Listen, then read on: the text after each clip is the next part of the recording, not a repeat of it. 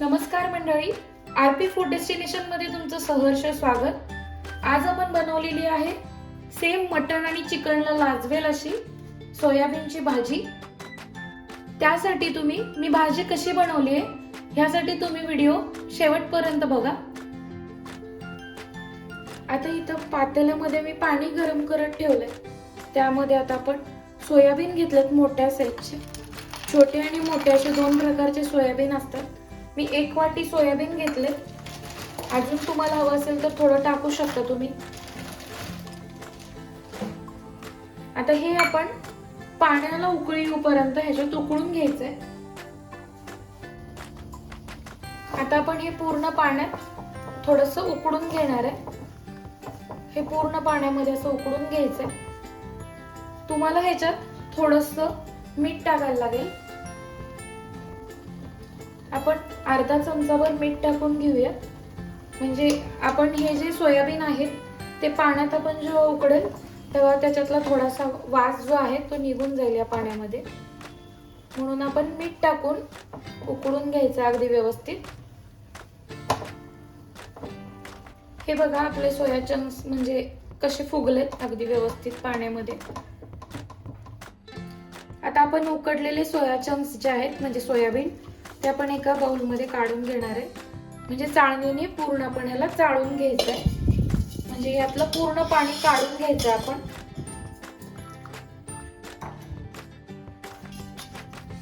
आता आपण ह्याच्यात पाण्याने काढून गरम पाण्यातलं काढून घेतलंय।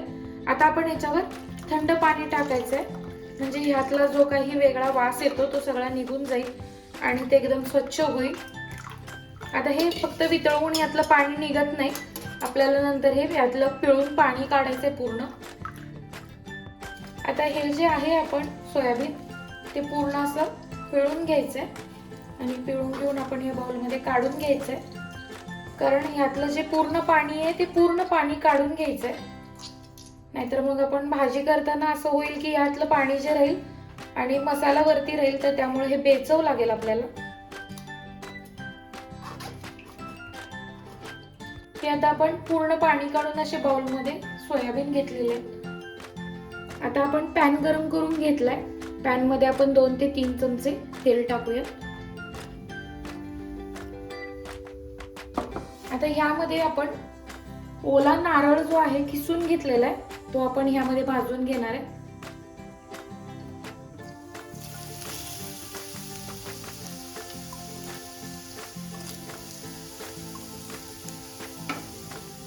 आपण अगदी व्यवस्थित असं तेलात परतवून घ्यायचंय।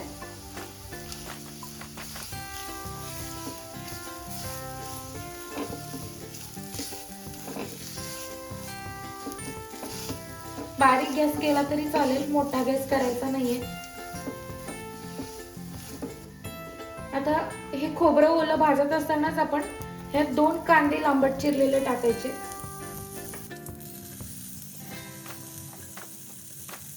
आणि 10-12 लसूण पाकळ्या।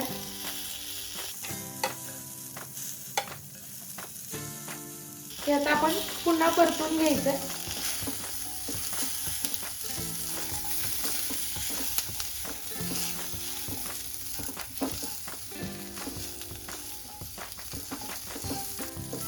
अगदी व्यवस्थित असं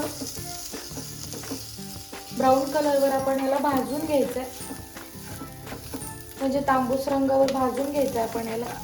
आता आपण अद्रकचे तुकडे म्हणजे ह्याचे आल्याचे तुकडे पण आपण ह्यातच भाजून घ्यायचे।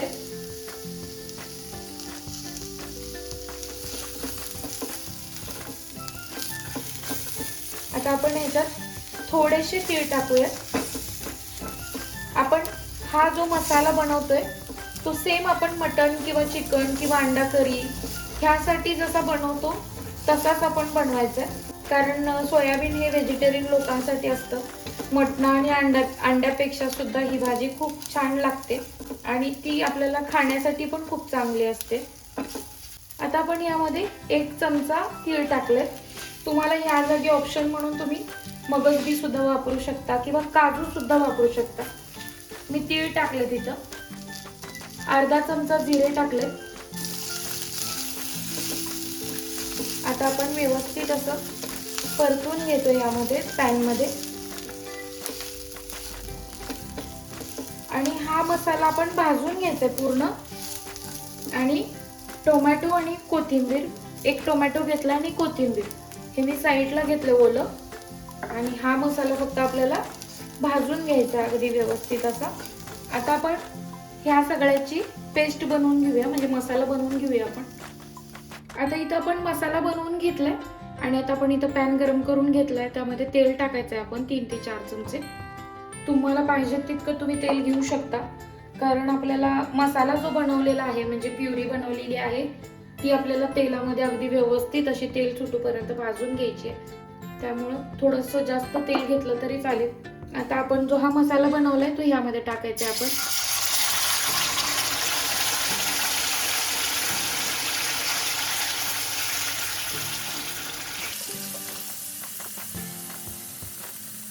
आता हा मसाला आपण व्यवस्थित असा तेल सुटूपर्यंत भाजून घ्यायचा आहे आधी. आपण ह्यामध्ये डायरेक्टच तेलात मसाला टाकलाय, कारण कांदा आणि टोमॅटो आपण मसाल्यामध्ये ऑलरेडी टाकलं होतं. आता आपण याच्यात चवीनुसार मीठ टाकायचंय.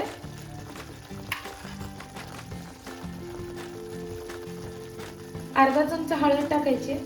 थोडंसं कलर येण्यासाठी म्हणून आपण लाल प्लेन तिखट टाकायचंय. जास्त प्रमाणात टाकायचं नाही आपण. आणि आता आपण हे एकत्र करून घ्यायचंय सगळं, म्हणजे मिक्स करायचंय.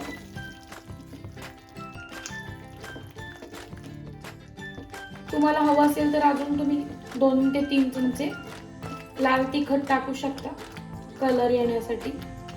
आता आपण यामध्ये घरचा जो कोल्हापुरी मसाला आहे तो टाकायचा.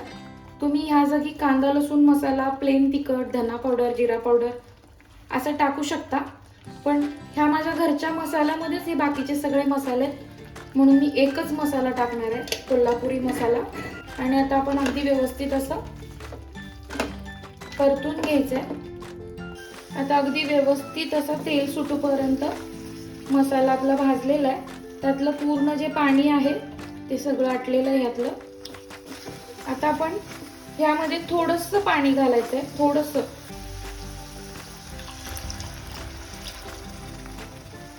आता थोडंसं पाणी घालून आपण परत त्याला एकत्र करायचं, एकजीव करायचं. आणि आता आपण जे सोयाबीन साईडला काढून ठेवले होते ते आपण हे यामध्ये टाकून द्यायचे.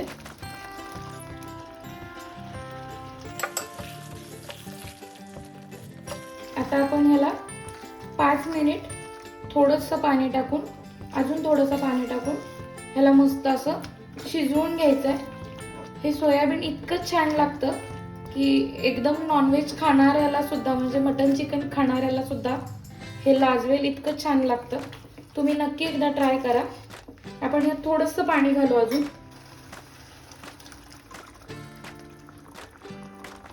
मस्त असा झणझणीत सोयाबीनची भाजी आपली तयार झालेली आहे. आता आपण 5 मिनिटं व्यवस्थित असं शिजवून घेऊया, म्हणजे त्याच्या आतमध्ये पूर्ण मसाला जाण्यासाठी. आता मस्त अशी एकदम टेस्टी आणि झणझणीत सोयाबीनची भाजी आपली तयार झालेली आहे. व्हिडिओ आवडल्यास लाईक करा, शेअर करा, सबस्क्राईब करायला विसरू नका. व्हिडिओ एंडपर्यंत बघितल्याबद्दल धन्यवाद.